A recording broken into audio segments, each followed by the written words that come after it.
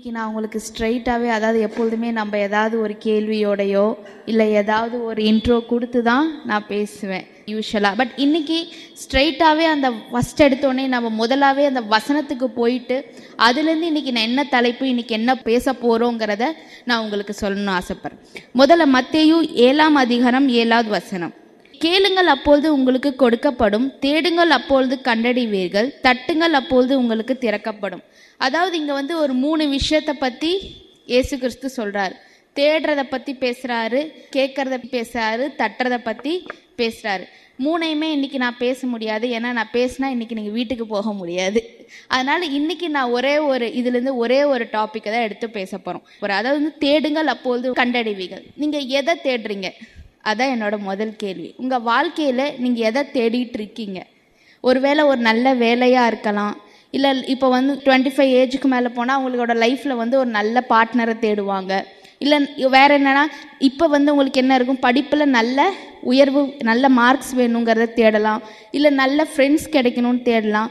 இல்லை ஒருவேளை உனக்கு பிஸ்னஸ் பண்ணுறதுக்கு என்ன ஐடியா வேணும், எனக்கு இன்னும் கஸ்டமர்ஸ் வேணும், இல்லை எனக்கு இன்னும் சக்ஸஸ் வேணும், இல்லைன்னா இன்னும் மணி வேணும். உங்கள் பேரண்ட்ஸ்கிட்ட கேட்டிங்கன்னா அவங்களுக்கு இருக்கிற தேடல் வேறு மாதிரி இருக்கும். அவங்களுக்கு என்ன தேடலாக இருக்கும்?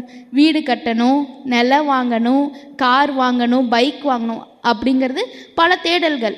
அதாவது ஒரு மனுஷனாக நம்ம இந்த உலகத்தில் இருக்கிற போது நம்ம எதையாவது ஒன்று குறித்து தேடிக்கிட்டு தான் இருக்கோம். அதை நம்ம இப்படி சொல்லாமே, நம்ம தேடலுங்கிறது தான் நம்மளோட வாழ்க்கையோட குறிக்கோளாக நினைக்கிறோம். அதாவது நம்ம லைஃப்பில் ஒரு கோல் வச்சுருக்கோம், அந்த கோலை நோக்கி ஓடும்போது அதுக்கு பேர் என்னது? தேடல் தான். அதாவது தொலைஞ்சு போயிட்டு ஒரு விஷயத்தை தேடுறதுக்கு பேர் தேடல் கிடையாது.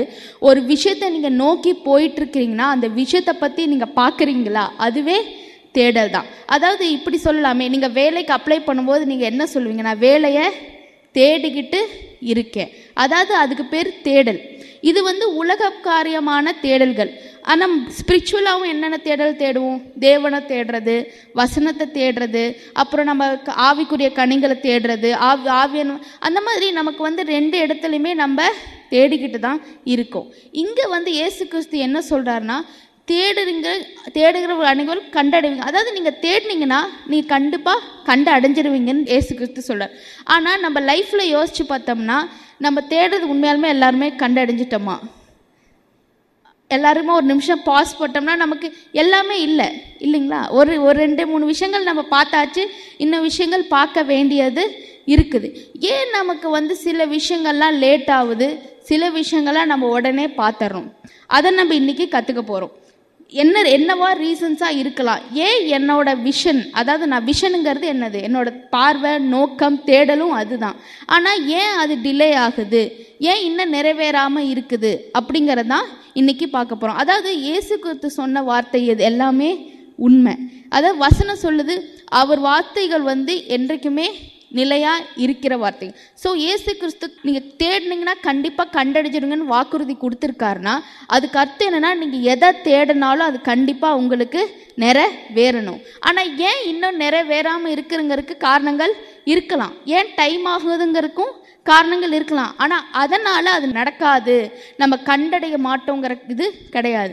இந்த சீசன் டைம் டிலே ஆகிறதுக்கும் சரி, நம்ம பார்க்கறதுக்கு டைம் ஆகிறதுக்கும் சரி, சில விஷயங்கள் உடனே நம்ம ரீச் பண்ணிடுவோம், சில விஷயங்கள் தள்ளி ரீச் பண்ணுவோம். ஆனால் ஏன் அந்த மாதிரி டிஃப்ரென்ஸ் இருக்குன்னு தான் இன்றைக்கி நான் உங்களுக்கு ஷேர் பண்ணிக்க போகிறேன். ஃபஸ்ட்டு நம்ம என்ன வசனம் பார்க்க போகிறோன்னா, லூக்கு 15:8. அன்றியும் ஒரு ஸ்திரீ 10 வெள்ளிக்காசுகளை உடையவளாய் இருந்து அதில் ஒரு வெள்ளிக்காசு காணாமற் போனால் விளக்கை கொளுத்தி வீட்டை பெருக்கி அதை கண்டுபிடிக்கிற வரைக்கும் ஜாக்கிரதையாய் தேடாமல் இருப்பாளோ? அதாவது இங்கே இயேசு கிறிஸ்து ஒரு ஓமையை சொல்கிறாரு. இங்கே எல்லாருக்குமே சண்டே கிளாஸில் இதை நம்ம கற்றுருப்போம். அதாவது இங்கே ஒரு ஸ்திரீ அவகிட்ட ஏற்கனவே காசுகள்லாம் இருந்துச்சு. ஆனால் என்ன ஆச்சு, அதில் ஒரே ஒரு காசை மட்டும் தொலைச்சிட்டாலாம். அதாவது எந்த டைமில் தொலைச்சிருக்காங்கிறத நம்ம பார்க்கணும். அவள் எங்கே டைம் தொலைச்சிருக்கா? நைட்டில். அதாவது அந்த காலத்தில் இந்த மாதிரி எலக்ட்ரிசிட்டி கிடையாது, அவங்க விளக்கில் தான் இருந்தாங்க. அப்படி ஒரு காசை தொலைச்ச உடனே அவள் என்ன நினைக்கல, சரி நம்மக்கிட்ட இவ்வளோ காசு இருக்கே, நம்ம காலையில் போய் தேடிக்கலாம், காலையில் வெளிச்சம் வந்துடும், 6 மணிக்கு போய் தேடிக்கலான்னு அவள் இல்லை. வசனம் சொல்லுது, இயேசுக்கு சொல்கிற, அவர் விளக்கை ஆன் பண்ணி ராத்திரி ஃபுல்லாக தேடி இருக்கா. அதாவது வசனம் சொல்லுது, அவர் பார்க்குற வரைக்கும், அதை கண்டுபிடிக்கிற வரைக்கும் தேடினா. இதுக்கு பேர் என்னன்னா இங்கிலீஷில் கன்சிஸ்டன்சின்னு சொல்லுவாங்க. அதாவது ஒரு விஷயம் நீங்கள் கண்டுபிடிக்கிற வரைக்கும், அதாவது நம்ம என்ன நினைக்கிறோம், எதுக்காக ட்ரீம் பண்ணுறோம், எதுக்காக உழைக்கிறோமோ அது நம்ம நிறைவேற வரைக்கும் நம்ம வேலை செய்யணும். அதாவது நான் 1 மணி நேரம் தேடினேன், எனக்கு இந்த காயின் கிடைக்கல, சரி ரெஸ்ட் எடுக்கலாம் அப்படின்னு அவ இல்லை. வசனம் சொல்லுது அவ காண்ற வரைக்கும் தேடிக்கிட்டே தான் இருந்தாலாம். நம்ம வாழ்க்கையில் நம்ம இன்னைக்கு நல்லா படிக்கிறோம், இன்னைக்கு ஹார்ட் ஒர்க் பண்ணுறோம், ஆனால் நம்ம எதிர்பார்த்த மார்க் வரல. நான் இன்னைக்கு எனக்கு அதாவது எனக்கு ஒரு சுகத்துக்காக நான் ஏங்கிட்டு இருக்கேன். இது அதனால் என்னோட ஃபுட் ஐட்டம்ஸில் நான் கான்சென்ட்ரேட் பண்ணுறேன். 1 நாள் 2 நாள் கிடையாது. என்னைக்கு நம்ம எதிர்பார்க்குறதோ, அதாவது எனக்கு ஒரு பிஸ்னஸ் இருக்குது, இன்னைக்கு நான் விற்க போகிறேன், எனக்கு இன்னைக்கு கஸ்டமர்ஸ் கிடைக்கல, நாளைக்கும் கிடைக்கல எனக்கு. ஆனால் இப்படி இருக்கும்போது அவளுக்கும் அப்படி தான் இருக்குது. ஆனால் அவள் எப்போ கன்சிஸ்டண்ட்டாக, அதாவது 1 மணி நேரம் ஆனாலும் சரி, ஒரு நாள் ஆனாலும் சரி, இங்கே அவள் நைட்டில் தேடினான்னு போட்டிருக்கு, ஆனால் எப்போ கண்டடைஞ்சான்னு போடலை. அப்படின்னா அவள் எவ்வளோ நாள் ஆயிருந்தாலும், எவ்வளோ நேரம் ஆயிருந்தாலும், அவள் கொடுத்த நோக்கம், அவள் எதுக்காக அவள் பார்க்கணும்னு நினைக்கிறாளோ, அந்த எதை கண்டு அவள் நோக்கமாக நினைக்கிறாளோ அந்த நோக்கத்துக்காக அவள் கன்சிஸ்டன்சியாக இருந்திருக்கா. நம்ம லைஃப்பில் கர்த்தர் நமக்கும் அந்த மாதிரி பல விஷயங்கள் கொடுத்துருக்காரு. வசனம் சொல்லுது நம்மளோட இதயத்தின் விருப்பங்களை கொடுக்கறதும் கர்த்தர் தான். நமக்கு பல கனவுகள் இருக்கலாம், பல ஆசைகள் இருக்கலாம், நம்ம தேவனை தேடுறதுலே பல விஷயங்கள் இருக்கலாம், பல விஷயம் உலக காரியத்துலேயும் நம்ம நிறைய விஷயங்களை தேடிட்டு இருப்போம். அந்த விஷயங்கள் நம்ம அடையிற வரைக்குமே நம்ம என்றைக்குமே இன்னைக்கு எந்திரிச்சு இன்னைக்கு நான் பார்த்தேன், இன்னைக்கு கிடைக்கலங்கிற மாதிரி இருக்கக்கூடாது. இன்னைக்கு கிடைக்கலையா, நாளைக்கு கிடைக்கும். இந்த ஸ்திரீ மாதிரி எப்போ நான் அந்த காயினை கண்டுபிடிக்கிற வரைக்கும் நான் தேடுவேன் நம்ம முடிவெடுத்து தேடுறோமோ அப்போ தான் நம்ம சீக்கிரமாக கண்டுபிடிக்க முடியும். அதாவது நான் எப்படி சொல்லாமே, நான் கண்ணாடி போட்டவங்க எல்லாருக்கும் இந்த கதை ஸ்டோரி தெரியும். நான் அன்னைக்கு காலேஜுக்கு அவசரமாக கிளம்பிட்டு இருந்தேன். எக்ஸாம் வேறு, கண்ணாடியை காணோம். கண்ணாடியை தொலைவரேன், எல்லா பக்கம் தொலைவரேன். என் ஃப்ரெண்டு டைம் ஆயிடுச்சுடி, நம்ம ரூம்லேருந்து இப்போ போனால் தான் 9 o'clock எக்ஸாமுக்கு ரீச் ஆக முடியும் அப்படின்னு சொல்கிறேன்.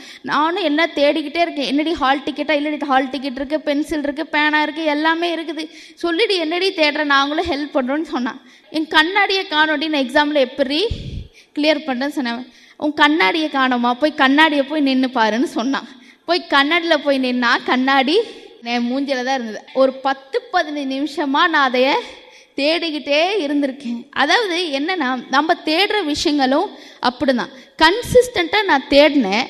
எனக்கு உதவி பண்ணுற என் ஃப்ரெண்டு சொன்ன முதல் தடவை கேட்டிருந்தப்பவே நான் சொல்லியிருந்தா உடனே கண்டுபிடிச்சிருக்கலாம். ஆனால் நான் என்ன பண்ணிட்டேன், தேடிக்கிட்டே இருந்தேன். இதை ஏன் நான் உங்களுக்கு சொல்கிறேன்னா, நான் தேடுற வேகத்தையும் இதையும் பார்த்து தான் அவள் நான் வேண்டான்னு சொல்லியுமே அவள் எனக்கு ஹெல்ப் பண்ணுறதுக்கு வந்தா. உங்களுக்கும் அப்படிதான். நீங்கள் கன்சிஸ்டண்ட்டாக ஒரு விஷயத்த நீங்கள் தேடுறீங்கன்னா என்ன ஆனாலும், இங்கே என் ஃப்ரெண்டு சப்போர்ட் பண்ணா, ஆனால் எல்லா காலத்துலையும் எல்லாருமே இருப்பாங்களான்னு தெரியாது. நம்ம கண்டுபிடிக்கிற வரைக்கும் நம்ம தேடினோம்னா கண்டிப்பாக கண்டு பிடிப்போம். ஏன்னா வசனம் சொல்லுது, தேடுகிறவர்கள் அனைத்தையும் நீங்கள் கண்டடைவீங்க. ஆமேன். 2வது ஏன் நம்மளுக்கு லேட் ஆகுது, லூக்கா 11ஆம் அதிகாரம் 5-13. இங்கே தேவன் ஒரு ஓமையை சொல்கிறாரு. இந்த கதையும் எல்லாருக்குமே தெரிஞ்சிருக்கும். அதாவது ஒரு சிநேகிதன் இருக்கான். அவன் மிட் நைட்டில் அவன் வீட்டுக்கு ஒரு கெஸ்ட்டு, அவனோட ஃப்ரெண்டு கெஸ்ட்டுக்கு வந்திருக்கான். ஆனால் அந்த நேரம் பார்த்தா அவன் வீட்டில் எந்த பொருளும் எதுவும் இல்லை, அவனுக்கு கொடுத்து உபசரிக்கிறதுக்கு எதுவுமே இல்லை. ஸோ நான் என்ன பண்ணுறான், அவன் போய் அவன் பக்கத்தில் இருக்க ஃப்ரெண்டு வீடு பக்கமாக இருந்திருக்கலாம், தூரமாக இருந்திருக்கலாம், மென்ஷன் பண்ணல. அவன் போய் அவன் ஃப்ரெண்டுக்கிட்ட போய் அத்தராத்தில் கதவை தட்டுறான். எனக்கு இந்த மாதிரி 3 அப்பம் வேணும், எனக்கு எங்கள் வீட்டுக்கு என் ஃப்ரெண்டு கெஸ்ட்டு வந்திருக்காங்க, நான் அவங்களுக்கு உபசரிக்கணும், நீ எனக்கு 3 அப்பம் கொடு அப்படின்னு கேட்குறான். அத்தராத்திரி அந்த நம்மளாம் என்ன பண்ணுவோம், அதே தான் அவன் ஃப்ரெண்டும் சொன்னான். நீ அத்தராத்திரியில் என்னை டிஸ்டர்ப் பண்ணுற, எனக்கே 3 குழந்தைகள் இருக்கா, அவங்க தூங்கிட்டு இருக்கிறாங்க, நீ தட்டுற தட்டில் வீடே 2000 மாட்டேக்குது, என்னால் இப்போ எல்லாம் எந்திரிச்சு எதையும் பண்ண முடியாது, நீ போயிடுன்னு அவன் அவன் ஃப்ரெண்டுக்கிட்ட சொல்கிறான். ஆனால் அங்கே வசனம் சொல்லுது, அவன் ஃப்ரெண்டு இருந்தாலுமே அங்கே தட்டிக்கிட்டே தான் இருந்திருக்கான். அப்புறம் தான் கடைசி என்ன பண்ணாங்க, அந்த ஃப்ரெண்டு சரின்னு அந்த என்ன அவன் கேட்டானோ அதை செஞ்சுருக்கான். இங்கே போய் நீங்கள் வீட்டில் போய் அந்த வசனத்தை பார்த்தீங்கன்னா இயேசு கிறிஸ்து சொல்லியிருப்பாரு, அதாவது தான் சிநேகிதனாக இருக்கிறதுனால அவன் அதைய கொடுக்கல, அவன் ஃப்ரெண்டு தட்டிக்கிட்டே இருக்கிறான், என்னை விடவே மாட்டேங்கிறாங்கிறதுனால அவனுக்கு அதைய செஞ்சு கொடுத்தார்.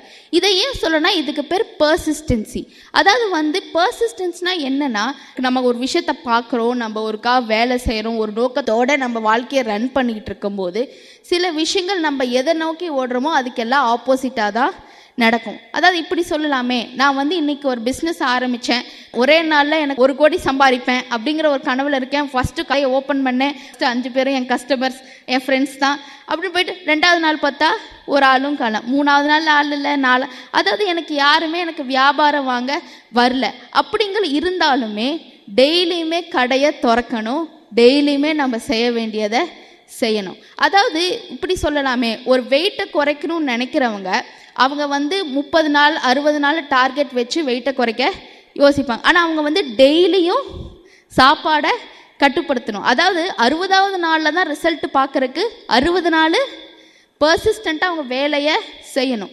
அதே மாதிரி தான் நம்ம வந்து கர்த்தர் நம்ம எதை நோக்கி பார்க்குறோமோ, எதுக்காக ஓடுறோமோ அதுக்கு வந்து நம்ம வேலைகளில் வந்து உண்மை, இதுக்கு பேர் என்ன சொல்லுதுன்னா உண்மையாக இருக்கிறது. இந்த ஃப்ரெண்ட் எப்படி இந்த சிநேகிதன் வந்து விடாமல் தட்டினதுனால அவனுக்கு செஞ்சாங்களோ, நம்மளும் பர்சிஸ்டண்ட்டாக, அதாவது வந்து எனக்கு இந்த காரியம் நடந்தாலும் நடக்கலைனாலும் எதுக்கு நான் இந்த வேலையை செய்கிறேனோ அதுக்கு நான் உண்மையாக இருந்தோம்னா என்னைக்காவது எப்படி இந்த ஃப்ரெண்டுக்கு நடந்த மாதிரி நமக்கும் கர்த்தர் செய்வார்.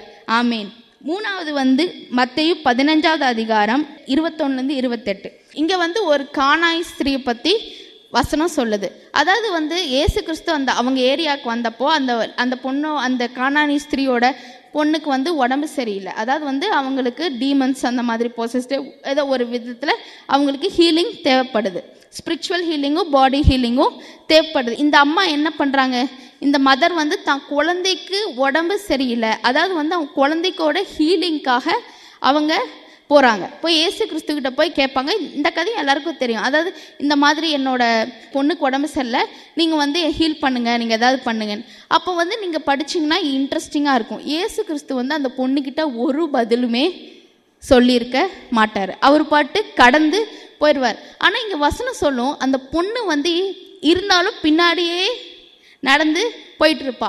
அதாவது அவள் எவ்வளோ தூரம் நடந்து போவானா, அந்த சீஷர்கள் வந்து போய் இயேசு கிறிஸ்துவ சொல்லுவாங்க, தயவுசெய்து இந்த பொண்ணை வந்து எதையாவது சொல்லி அனுப்புங்க, பின்னாடியே வந்துக்கிட்டு இருக்கா. அதாவது நான் இப்போ பேசின 2 விஷயமே இந்த பொண்ணு பண்ணா. முதல்ல என்ன பண்ணானா, அவள் வந்து இயேசுவே மௌனமாக இருந்தும் கூட அவளுக்கு வந்து அது ஒரு நெகட்டிவான ஆன்சர் தான். ஆனால் அவள் அதை விடலை. அவள் வந்து அதுக்கு பேர் தான் பர்சிஸ்டன்ஸ். 2வது என்ன, எது கன்சிஸ்டன்ஸ்னு எப்படி சொல்லலான்னா, அவர் வந்து அந்த அவங்களாம் போன பிறகும் அவங்கள பின்தொடர்ந்து தான் போகிறா. அதாவது வந்து அவளுக்கு வேணும், அதை நிறைவேறையே ஆகணும்னா அவள் அதில் இருக்கிற பிடியை விடலை. அதாவது டோன்ட் கிவ் அப். நீங்கள் எதுக்காக ஓடுறீங்களோ அது கஷ்டமாக இருக்கலாம். இங்கே வந்து அவளுக்கு இயேசு கிறிஸ்து பதிலே வந்து மௌனமான பதில் தான். ஆனால் அவள் வந்து கிவ் அப் ஆகலை. ஏன்னா அவளுக்கு நிறைய ஃபேக்டர்ஸ் இருந்தது. ஏன்னா அவள் ஒரு கானானிய ஸ்திரீ. அந்த காலத்துலலாம் இஸ்ரேல்ஸ் வந்து கானானியர்களையோ இவங்களெல்லாம் ரொம்ப இலக்காரமாக பார்ப்பாங்க. ஏன்னா அவங்க நினைப்பாங்க அவங்களாம் தேவனால் கூப்பிடாத மக்கள், அந்த மாதிரி அவங்க அபிஷேகம் பண்ணாத மக்கள், கடவுளுக்கு ஏற்றவங்கள், அந்த மாதிரி ரொம்ப இலக்காரமாக ஏளனமாக தான் பார்ப்பாங்க. அந்த மாதிரி தான் அவங்களையும் நடத்துவாங்க. இந்த பொண்ணுக்கு பல காரணங்கள் இருந்தது. அதாவது வந்து இயேசு கிறிஸ்து மௌனமாக போனப்பவே அந்த பெண்ணுக்கு தெரியும், நம்ம கானானியாக இருக்கிறனால நமக்கு இந்த காரியம் நடக்குமா நடக்காதான்னு தெரியாத கன்ஃபியூஷன் அவளுக்கும் இருந்திருக்கு. ஆனால் இங்கே பைபிள் சொல்லுது, நடந்த இன்சிடென்ட், அந்த பொண்ணு வந்து ஆனாலும் போகிறா. நம்ம லைஃப்லேயும் வந்து நமக்கும் அந்த மாதிரி பல நாட்களில் பல நேரம் நோங்கிறது ஆன்சராக கிடைக்கும். நம்ம முயற்சி இல்லையோ, நம்ம வந்து எதை நோக்கி ஓடிக்கிட்டு இருக்கும்போதோ நமக்கு வந்து நோவும் ரிஜெக்ஷனும் அப்புறம் நமக்கு வந்து தோல்விகளும் பதிலாக கிடைக்கும். ஆனால் அதுகெல்லாம் அதை பார்த்துட்டு அந்த கானானிய ஸ்திரீ அப்படியே நின்றுருந்தானா அன்னைக்கு வந்து அவள் மகளுக்கு சுகம் கிடைச்சிருக்காது. அவள் நோங்கிற ஆன்சரை அவள் ஏற்றுக்கவே இல்லை. மௌனங்கிறது என்ன, நான் இனிமேல் நான் செய்ய போகிறது இல்லைங்கிறதான் பதில். ஆனால் அவள் விடலை. தனக்கு பல காரணங்கள் இருந்தும் கூட அவள் விடலை. நீங்களும் நானும் அதே மாதிரி தான். நம்ம லைஃப்பில் நம்ம எதையாவது நோக்கி கர்த்தருக்கு நம்ம இதை கொடுத்து இந்த கனவுக்காக ஓடுறோம், இதுக்காக நம்ம ப்ரேயர் பண்ணுறோம். ஸ்பிரிச்சுவலாகவும் சரி வேர்ல்டாகவும் சரி பல ஆசீர்வாதத்துக்காக நம்ம எதிர்பார்க்கும் போது, நம்ம அதை நோக்கி ஓடிக்கிட்டு இருக்கும்போது பல நோய்கள் இந்த மாதிரி மௌனமாக இருக்கலாம், பல ரிஜெக்ஷன் இந்த மாதிரி வந்தாலும் கூட இந்த கானானிய ஸ்திரியை நம்ம ஞாபகம் வச்சுக்கணும். அதாவது நான் ஓடுவேன், நான் கன்சிஸ்டண்ட்டாக எனக்கு என் குழந்தைக்கு சுகம் வேணும், எனக்கு என்ன வேணுமோ அதை பார்க்குற வரைக்கும் நான் ஓடிக்கிட்டு தான் இருப்பேன். ஆனால் இங்கே கடைசியாக வந்து கர்த்தர் வந்து இந்த அவங்களோட மகருக்கு சுகத்தை கொடுத்தாரு. அங்கே வந்து அவர் என்ன சொன்னார்னா, ஏசு கிறிஸ்து உன்னோட விசுவாசம் முன்ன உன் மகளுக்கு இந்த சுகத்தை கொடுத்துச்சு. அதாவது அவள் கன்சிஸ்டண்ட்டாக இருந்தா பர்சிஸ்டண்ட்டாக இருந்தான்லாம் நான் சொன்னேன். ஆனால் அவள் மகளுக்கு சுகம் கிடைச்சதுக்கு காரணம் அவளோட விசுவாசம்தான். நீங்கள் எதை குறித்து வேணாலும் நம்ம வந்து எதிர்பார்க்கலாம், நம்ம பர்சிஸ்டண்ட்டாக ஹார்ட் ஒர்க்லாம் இருக்கலாம். ஆனால் கர்த்தர் மேலே கர்த்தர் செய்வாருங்கிற விசுவாசம் நமக்கு இல்லைன்னா நம்மளால் அந்த காரியத்தை வந்து தானாக செய்ய முடியாது. அதாவது எப்படி சொல்லணும்னா, விசுவாசங்கிறது என்னால் செய்ய முடியாது, இந்த விஷயத்தை நான் கடவுளை நம்புகிறேன், கடவுள் எனக்கு செஞ்சு தருவாருங்கிற பேர் தான் விசுவாசம். அதாவது தான் சுய முயற்சியும் தான் செயலையும் நம்ம நினச்சோம்னா, நான் செஞ்சு தான் நான் சாதிக்க போகிறேன் அப்படின்னு நம்ம நினச்சோம்னா என்றைக்குமே நம்ம வந்து அச்சீவ் பண்ணவே முடியாது.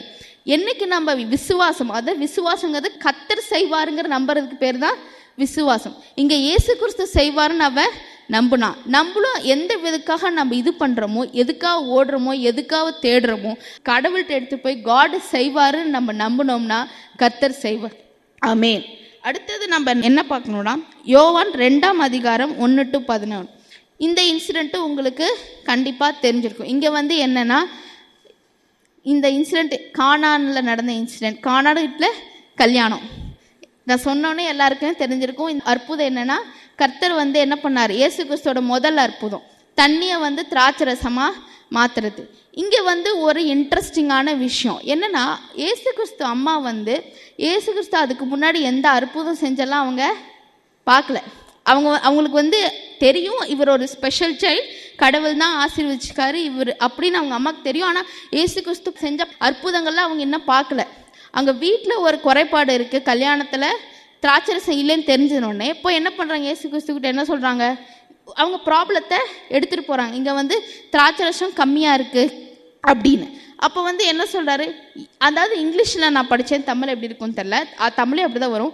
அதாவது வந்து இங்கிலீஷ்லன்னா, நீ ஏன் என்னை தொந்தரவுப்படுத்துகிற அப்படின்னு வரும். Why are you disturbing me, என்னோட டைம் இன்னும் வரல. அதாவது இயேசு கிறிஸ்து அவங்க அம்மா கிட்ட என்ன சொல்லுவாங்கன்னா, என் நேரம் இன்னும் வரல, என்னை வந்து என்னை ஏன் கூப்பிட்றீங்க, என்னை டிஸ்டர்ப் பண்ணுறீங்க, இது வந்து என்னோட விஷயம் இல்லைங்கிற மாதிரி இருக்கும். ஆனால் அவங்க அம்மா என்ன பண்ணுவாங்கன்னா, போய் என்ன சொல்லுவாங்க, போய் அவர் சொல்கிறத செய்யன்னு சொல்லிட்டு போயிடுவாங்க. அதாவது வந்து இங்கே வந்து அவங்க இயேசு கிறிஸ்து அவங்க அம்மா என்ன பண்ணாங்கன்னா, இயேசு கிறிஸ்துவை அவங்க நம்பினாங்க. அந்த ப்ராப்ளத்துக்கு அவங்க எதிர்பார்க்கறது நடக்கணும்னா இந்த விஷயத்தை நான் வந்து ஜீசஸ்ட்டு எடுத்துகிட்டு போனாதான் நடக்குங்கிறத அவங்க நம்பினாங்க. அதனால தான் அன்றைக்கி அற்புதமும் நடந்துச்சு. அதாவது வந்து நம்ம லைஃப்பில் வந்து நம்ம எதுக்காக கோல் செட் பண்ணுறோமோ, எதை நோக்கி ஓடுறோமோ, அதை முதல்ல இயேசு கடவுள்கிட்ட தான் எடுத்துகிட்டு போகணும். நான் முன்னாடி சொன்ன மாதிரி தான், கானானிய ஸ்திரியும் இயேசு கிறிஸ்து மதரும் ஒரே விஷயந்தான். அவங்க 2 பேருமே பண்ணது என்ன, அவங்க போய் காடு கிட்ட ஃபஸ்ட்டு அவங்க ப்ராப்ளத்தையோ அவங்க எதிர்பார்க்குறதையோ சொன்னாங்க. அதே மாதிரி சில நேரம் அவங்க ஆன்சர் நோவாக இருந்தும் கூட அவங்க காடு செய்வாருங்கிறத வாசிச்சாங்க. நம்ம லைஃப்பில் என்னதான் இருந்தாலும் அதை நம்ம ஃபஸ்ட்டு காடு கிட்ட எடுத்துகிட்டு போய் கர்த்தர் செய்வாருன்னு விசுவாசிச்சோம்னா, அதாவது வசனம் சொல்லுது, நம்ம பைபிளில் படிச்சிருக்கோம், அதுதான் ஃபஸ்ட்டு மிராக்கல். அதாவது வந்து காட்ஸ் டைமிங், காடே ஜீசஸே சொல்கிறாரு, இது என்னோட டைம் கிடையாது, என் டைம் இன்னும் வரணும். ஆனால் இந்த அம்மா இந்த மதர் மேரியோட விசுவாசத்தை பார்த்துட்டு, மேரி அவங்க கேட்டதை பார்த்துட்டு, மேரி வந்து கர்த்தர் செய்வாங்கன்னு விசுவாச ஒரே காரணத்துக்காக காட் வந்து டைமிங்கை மாற்றிட்டார். உங்கள் லைஃப்லையும் என்னோட லைஃப்லையும் சில விஷயங்கள் செட் டைமிங்கில் தான் நடக்கும்னு இருக்கும். ஆனால் எப்போ நம்ம அதை விசுவாசித்து காடுகிட்ட எடுத்துகிட்டு போகிறோமோ, காட் வந்து பின்னாடி நடக்க வேண்டியதை முன்னாடியே சீக்கிரமாக செஞ்சிருவார். ஆமேன். அதாவது வந்து ஒரு தண்ணி வைன் ஆகிறதுக்கு எத்தனை இயர்ஸ் ஆகும்னு நம்ம படிச்சிருக்கோம். அதாவது வந்து கிரேப்ஸாக வந்து பல வருஷங்களாக அவங்க இது பண்ணி ஃபர்மெண்ட் பண்ணி தான் ஒரு வைனை கொண்டு வருவாங்க. ஆனால் இங்கே காட் பண்ணதில் செகண்ட்ஸில் கொண்டு வந்தார். உங்களுக்கும் எனக்கும் பல நோக்கங்கள் இருக்குது, பல ட்ரீம்ஸ் இருக்குது, பல விஷயங்களுக்கு நம்ம விசுவாசிக்கிறோம். அது பல காலங்கள் ஆகும் நம்ம நினைக்கிறோம், அது என்ன நம்மளோட மனித அறிவு. ஆனால் காடுக்கு அது ஃபியூ செகண்ட்ஸ் தான். நம்ம கர்த்தர்கிட்ட கொடுத்தோம்னா அது பல வருஷங்கள் இல்லை, ஃபியூ செகண்ட்ஸ்லேயே கர்த்தர் நமக்கு செஞ்சு கொடுக்குறார். ஆமீன். அடுத்தது ப்ராவர்ப்ஸ் 3:6, அதாவது வந்து நீதிமொழிகள் 3ஆம் அதிகாரம் 6வது வசனம். இந்த வசனத்தை வீட்டில் போய் படித்து பாருங்க. இங்கே வந்து என்னன்னா சீக் ஹிஸ் வில் அப்படின்னு இங்கிலீஷில் இருக்கு. அது சீக் ஹிஸ் வில்னா கர்த்தருக்கு இது சித்தமா அப்படிங்கிறத நம்ம தேடணும். எல்லா விஷயங்களையுமே நம்ம வந்து இது கர்த்தருக்கு சித்தமாக இருக்குமா இல்லையான்னு நம்ம ப்ரியாரிட்டைஸ் பண்ணினோம்னா நம்ம லைஃப்பில் நிறையா பெஸ்ட்டான விஷயங்களை நம்ம பார்க்கலாம். அதாவது வசனம் சொல்லும், seek his will in all things he will flourish your path and your desires. அதாவது வந்து அவரோட நோக்கத்தை நீங்கள் எதிர்பார்த்து அவரோட நோக்கத்தை நீங்கள் தேடினீங்கன்னா, ஒரு சின்ன விஷயமா இருக்கலாம். இன்றைக்கி நான் போய் ஒரு ட்ரெஸ் எடுக்க போகிறேன், ஜீசஸ் இது உங்கள் வில்லா, நான் இந்த ட்ரெஸ்ஸை எடுக்கலாமா? ஜீசஸ் இது உங்கள் வில்லா, இதை நான் செய்யலாமா?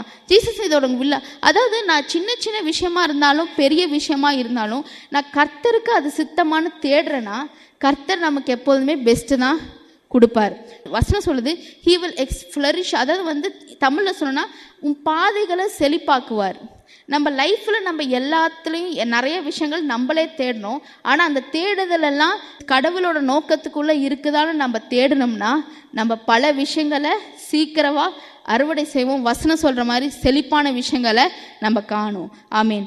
கடைசியாக வந்து நான் பல விஷயங்களை உங்கள்கிட்ட சொன்னேன், ஆனால் இந்த வசனம் சொல்லாமல் முடிக்க முடியாது. ஏன்னா இது தேட பற்றியான வசனம். மத்தேயு 6:33, முதலாவது தேவனுடைய ராஜ்யத்தையும் அவருடைய நீதியும் தேடுங்கள், அப்பொழுது இவைகளெல்லாம் உங்களுக்கு கூட கொடுக்கப்படும். அதாவது அதை தேடுறோம், இதை தேடுறோம், அது வேணும், இது வேணும். ஆமாம், எல்லாமே நமக்கு வேணும் தான். ஏன்னா நம்ம இந்த உலகத்தில் வாழ்கிறோம். நமக்கு வந்து பணம் வேணும், நமக்கு நல்ல வேலை வேணும், நல்ல பார்ட்னர் வேணும், எல்லாமே நல்ல வீடு வேணும், எல்லாமே வேணும் தான். ஆனால் இந்த எல்லாமே வேணுங்கிறது நிறைவேறணும்னா நம்ம முதல்ல தேவனுடைய ராஜ்யத்தை தான் தேடணும். அதாவது நம்ம என்ன சொல்கிறாங்கன்னா, இங்கே கடவுளை ஃபஸ்ட்டாக நீங்கள் ப்ரியாரிட்டைஸ் பண்ணிங்கன்னா, கடவுளை நம்ம முதல்ல வச்சோம்னா, அதுதான் இங்கே சொல்கிறாங்க. எல்லா விஷயங்களையும் நம்ம எப்படி நான் கர்த்தரோட சித்தத்தை தேடுங்கன்னு சொன்னேன், கர்த்தர்கிட்ட ப்ராப்ளத்தை எடுத்துகிட்டு போங்கன்னு சொன்னேன்.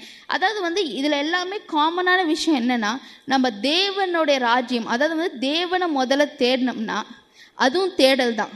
தேவனுடைய ஆவிக்குரிய கனிகள், தேவனுடைய வார்த்தையை தேடுறது, 5 AM சர்வீஸ் அட்டன் பண்ணுறது, எல்லாமே தேவனுடைய தேடல் தான். அதாவது ஏன் இதை வந்து நான் சொல்கிறேன்னா, ஒரு நாளில் வந்து நமக்கு 24 மணி நேரம் இருக்குது. ஆனால் நாளை ஆரம்பிக்கும் போது நம்ம கொடுக்குற ஃபஸ்ட்டு யாருக்கு கொடுக்குறோம்? கடவுளுக்கு கொடுத்தோம்னா அந்த நாள் வந்து பெஸ்ட். அதுதான் தேவனுடைய ராஜ்யத்தை தேடுங்கள். அதை நம்ம எந்திரிக்கும் போதே என்ன நினைப்போம்? இன்றைக்கி காலேஜுக்கு கிளம்பி போகணும், இன்றைக்கி அசைன்மெண்ட் கம்ப்ளீட் பண்ணணும், இன்றைக்கி வேலை இருந்தால் வேலை ஜாபு கம்ப்ளீட் பண்ணணும். அது எல்லாமே ஒரு தேடல் தான், எல்லாமே ஒரு டாஸ்க் தான். ஆனால் இந்த டாஸ்க்கெல்லாம் மேலே ஒரு பெரிய டாஸ்க் இருக்குது. அது என்னென்னா தேவனை தேடுறது. அதை நீங்கள் தேடு, என்னை டேல ஸ்டார்டிங்கில் தேடு, எல்லா விஷயத்துலையும் என்னை ப்ரியாரிட்டைஸ் பண்ணுன்னு தான் காட் சொல்கிறார். நீ பண்ணு, நான் உனக்கு ப்ராமிஸ் பண்ணுறேன். இது எல்லாமே, அதாவது வசனம் சொல்லுது இது அதுன்னு பிரிக்கலை, இது இவைகள் எல்லாம், அதுக்கு வந்து லிமிட்டே கிடையாது. கடவுளை முன்னுரிமை கொடுங்க. ஒரு நாள் ஆரம்பிக்கும் போது காடுக்கு டைம் கொடுத்து ஆரம்பிக்கிறதுலேருந்து ஒரு டே எண்ட் பண்ணும்போது காடுக்கு நம்ம ஸ்டார்ட் பண்ணோம்னா எதை நம்ம தேடிக்கிட்டு இருக்கோமோ அது கர்த்தர் கண்டிப்பாக தருவார். ஆமீன். கடைசியாக லைஃப்பில் நடந்த ஒரு சின்ன டெஸ்டிமோனியை சொல்லி நான் இதை க்ளோஸ் பண்ணிக்கணும்னு நினைக்கிறேன். அதாவது நான் காலேஜ் படிச்சுட்டு இருக்கும்போது எங்கள் காலேஜிலலாம் வந்து எக்ஸாம் டைம்லேயுமே காலையில் ப்ரேயர் நடத்துவாங்க. 9 o'clock எக்ஸாம்னால் நாங்கள் 8:30க்கு அசம்பிளிக்கு போகணும். அங்கே ப்ரேயர் நடக்கும், அங்கே மெசேஜ் கொடுப்பாங்க, அவங்க ஃபைனல் ப்ரேயர் பண்ணி அங்கேருந்தால் நாங்கள் டிஸ்போஸ் ஆகி பிரிஞ்சு எங்கள் எக்ஸாம் ஹாலுக்கெல்லாம் போகணும். நாங்கள் இருந்த டைமில் அப்போ என்ன ஆகும்னா 9 மணி எக்ஸாம் இருக்கும். நாங்கள்லாம் ப்ரேயருக்கு வந்து அதுவும் அட்டண்டன்ஸ் மார்க் பண்ணுவாங்க. யாரும் ஸ்கிப்பெல்லாம் ஆக முடியாது. அதனால் எல்லாருமே அசம்பிளிக்கு போய் தான் ஆகணும். நாங்கள் போயிட்டு இருக்கும்போது நான் உட்காந்துருப்பேன், என் ஃப்ரெண்ட்ஸ் எல்லாம் அங்கே வந்து மரமரப்பாக ரிவிஷன் பண்ணிகிட்டு இருப்பாங்க. அதாவது அங்கே வந்து பிரசங்க நடந்துகிட்ருக்கும், இவங்க வந்து ரிவிஷன் பண்ணிகிட்டு இருப்பாங்க. நான் வந்து அதெல்லாம் பண்ண மாட்டேன், நான் அப்படியே உட்காந்துருப்பேன். என் ஃப்ரெண்டு என்னடி பயமே இல்லையா, இன்றைக்கி வந்து மேக்ஸ் எக்ஸாமு, ஃபார்முலா மனப்பாடம் பண்ணிகிட்ருக்கா அந்த மேக்ஸ் எக்ஸாமுக்கு, ஏன்டி இப்படி பண்ணுற? அவள் வந்து இன்னொரு டென்ஷனாக இருக்குது. அதாவது நான் மட்டும் இல்லை, அவள் மட்டும் இல்லை, நிறைய பேருமே அப்படி தான் படிச்சுட்டு இருந்தாங்க, ரொம்ப வேகமாக. அப்போ சொன்னால் நீ உனக்குலாம் டென்ஷன் இல்லையான்னு கேட்டேன். நான் சொன்னேன், ஏன்டி வசனம் சொல்லுது தேவனுடைய ராஜ்யத்தை தேடுங்கள், மீதிகள்லாம் அவைகளெல்லாம் கூட கொடுக்கப்படும். நம்ம வந்து இனி இப்போ படித்தாதான் மண்டையில் ஏறப்போதா என்ன? அங்கே அவங்க ப்ரேயர் பண்ணிகிட்டு இருக்காங்க, அவங்க பேசுகிறதானே உனக்கு கேட்கும். எப்படி நீ படி? அதெல்லாம் இல்லடி, எனக்கு டென்ஷனாக இருக்குது, நீ சொல்கிறதெல்லாம் அப்ளிகபிள் ஆகுதுன்னு சொல்லிட்டு அது முடிஞ்சிருச்சு. நாங்கள் எக்ஸாமெல்லாம் முடிஞ்சிருச்சு. நாங்கள் வந்து எக்ஸாம்லாம் முடிஞ்சு ரிசல்ட் வர டைம். உண்மையிலுமே சொன்னேன், காட்ஸ் கிரேஸ்னால் எங்கள் செமினார் ஹால், அந்த ஹால் எக்ஸாம் செமினார் ஹாலில் வந்து 400 இருந்தாங்க. அதில் 2 பேர் தான் சென்டம் வாங்கினாங்க. கர்த்தர் கிருபையா என்னைய சென்டம் வாங்க வச்சார். அது மட்டும் இல்லை, கர்த்தரனை டிபார்ட்மெண்ட் டாப்பராக வச்சுருந்தாரு, கர்த்தரனை யூனிவர்சிட்டி டாப்பராக வச்சுருந்தார். இதெல்லாம் என் பெருமைக்காக சொல்லலை. ஆனால் ஏன் சொல்கிறேன்னா, நான் எல்லாத்துலேயுமே கடவுளை தான் ஃபஸ்ட்டு வச்சுருந்தேன். நான் வந்து என் ஃப்ரெண்டோட உட்காந்து நானும் cos2x = 1ன்னு cos2x - 1 = sin2x அந்த மாதிரி எதோ கேட்ட ஞாபகம் இல்லை, சொல்லியிருக்கலாம். பட் ஆனால் எனக்கு வந்து அதாவது நம்ம வந்து என்ன நினைக்கிறோம், நேத்தெல்லாம் படிக்காது அந்த அரை மணி நேரத்தில் தான் அந்த செமினார் அந்த அசம்பிளி நடக்கிறதுல தான் இது பண்ண முடியும்னு நினைக்கிறாங்க. அதாவது நம்ம தேவன் செய்வாருங்கிறத நம்புறதில்லை. நம்ம லைஃப்பில் வந்து என்ன விஷயம் இருந்தாலும் தேவன்கிட்ட நம்ம முன்னுரிமை கொடுத்து காடை ஃபஸ்ட்டு போட்டால் வசனம் சொல்கிற மாதிரி இவைகள் எல்லாம் கூட கொடுக்கப்படும். அதாவது கர்த்தர் உங்களை உயர்த்துவார். கர்த்தர் நீங்கள் கேட்கறதுக்கு மேலேயே செய்வார். ஏன்னா அவர் உண்மையான தேவன். எல்லாத்துக்கும் மேலே அவர் சொல்கிறாரு, அவர் நம்மளை நேசிக்கிறதுனால என்றைக்குமே நம்மளைய தள்ளாட விட மாட்டார். அதாவது அவருக்கு தெரியும் இந்த டைமில் நீ படிக்கலாம், இந்த டைமில் நீ வேறு உனக்கு ஒர்க் இருக்குன்னு அவருக்கு தெரியும், நமக்கு கஷ்டம் இருக்குன்னு தெரியும். ஆனால் என்னை இதெல்லாம் விட்டுட்டு என்னை ப்ரியாரிட்டைஸ் பண்ணுறான்னா அவர் சும்மா விட மாட்டார். நம்ம பேரண்ட்ஸே நமக்கு, நீங்கள் நம்ம பேரண்ட்ஸ் ஃப்ரெண்ட்ஸே வந்து நம்ம அவங்களை ப்ரியாரிட்டைஸ் பண்ணோம்னா அவங்க நம்ம வந்து ரொம்ப செரிஷ் பண்ணுவாங்க இல்லைங்களா? அதாவது ஃப்ரெண்ட்ஸை வந்து என்னை செலக்ட் பண்ணி அடி, என் கூட வந்து அடி, இந்த டைமில் எனக்கு கூட இருக்கியா, அப்படி தான் பேசுவாங்க. ஒரு சாதாரண மனுஷங்களே அப்படின்னா காட் நோஸ் எவ்ரிதிங். உங்கள் கஷ்டம் தெரியும், உங்களோட நோக்கம் என்னன்னு தெரியும், இந்த நேரத்தில் நீங்கள் வேறு ஏதாவது பண்ணியிருக்கலான்னு தெரியும். ஆனால் கர்த்தர் அதெல்லாம் பார்க்குறாரு. இந்த வேலையில் கூட நீங்கள் வேறு என்ன வேணாலும் பண்ணியிருக்கலாம். ஆனால் நீங்கள் கர்த்தரை சூஸ் பண்ணீங்க, அவரோட ராஜ்யத்தை சூஸ் பண்ணதுனால தான் இங்கே இருக்கிறீங்க. God sees you. அதனால தான் கர்த்தர் சொல்கிறாரு, நீங்கள் இங்கே இருக்கீங்க, என் ராஜ்யத்தை முன்னுரிமை கொடுத்ததுனால நீங்கள் எதெல்லாம் தேடினீங்களோ அதெல்லாம் நான் உங்களுக்கு செய்ய போகிறேன். ஆமேன். விசுவாசிங்க, பர்சிஸ்டண்ட்டாக கன்சிஸ்டண்ட்டாக உங்கள் சைடில் இருங்க, விடாமல் இருங்க. கர்த்தர் சொன்ன வார்த்தைக்கு கர்த்தர் உண்மையாக இருப்பார். உங்களுக்கு எல்லா காரியத்திலையும் கர்த்தர் வெற்றி தருவார். ஆமேன்.